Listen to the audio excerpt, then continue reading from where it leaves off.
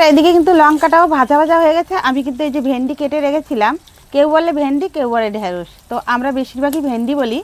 তো আমি কিন্তু কেটে রেখেছিলাম ফুটা ফুটা ঝুড়িতে, আমি কিন্তু দিয়ে দেবো, কেননা জলটা কিন্তু ঝরে গেছিলো।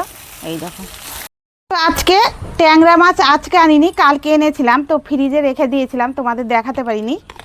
তো কেটে বেছে ধুয়ে কিন্তু রেখে দিয়েছিলাম, আজকে কিন্তু আমি বের করেছিলাম 1 ঘন্টা আগে। তো দেখো এই মাছগুলো দেখো কি সুন্দর, দেখো। কিন্তু মশলা দেবো না, আমি কিন্তু ভেন্ডি দিয়ে একটা মাখো মাখো সবজি করবো। তো চলো, প্রথমে কিন্তু আমি হলুদের গুঁড়ো দিয়ে দিলাম, দেখো ভালো করে মাছটাকে আমি মাখিয়ে নেবো। আর এদিকে দেখো কড়াইতে কিন্তু ধুমা ছেড়ে দিয়েছে, তেল কিন্তু অটোমেটিক আমি দিয়ে দিয়েছি। এই দেখো মাছগুলো কিন্তু আমি এখন দিয়ে দেবো।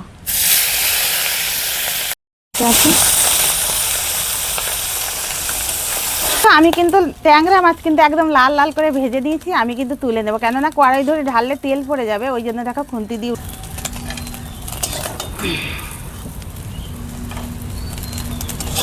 একদমই কিন্তু মশলা দিব না, তার মধ্যে ফোড়নে দিব। দেখো শুকনো লঙ্কা নিয়েছি একটা, আর কয়েকটা কিন্তু গোটা জিরে, আর একটু তেল কিন্তু কম পড়লো, তেলটা কিন্তু দিয়ে দিচ্ছি। দেখো বন্ধুরা, ফোড়ন কিন্তু দিয়ে দিলাম, গোটা জিরে আর লঙ্কা। কিন্তু আমি কিন্তু এই দেখো ঝাল ঝাল করে করব, আমরা কিন্তু কাঁচা লঙ্কা 1 বাটি দিয়ে দেবো।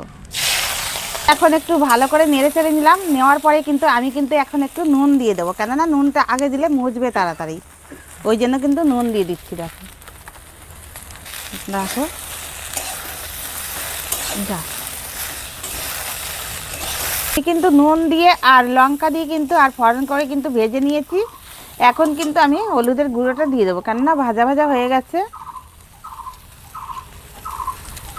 রান্না করতে করতে কিন্তু একটা কথা মনে পড়ে গেল, আমি কিন্তু ভেন্ডি কোনোদিনই ছোটোবেলা সেরকম ভালো খেতাম না। আমি বলতাম হে মা আমি কিন্তু খাবো না। মা বলে কি কেন? আমি বলছি হ্যাঁ হাতে লেগে যায়। বলছে না, সিদ্ধ ভেন্ডি দিয়ে যদি খাস তাহলে কিন্তু হাতে লাগবে। আর আমি যেভাবে সবজি বানাচ্ছি মশলা ছাড়া একদম সুন্দর করে ভেজে, ওইভাবে যদি খাস দেখবি 1 মুঠ ভাত বেশিও খেতে পারবি, এবার খেলে পরে হাতে কিন্তু লাগবে না। তো বলছি আমি ঠিক আছে মা করো। তো তো আমার মা করলো, করে না সত্যি সত্যি বন্ধুরা আমি খেয়ে দেখলাম, কিন্তু আমার হাতে কিন্তু একদম লাগলো না।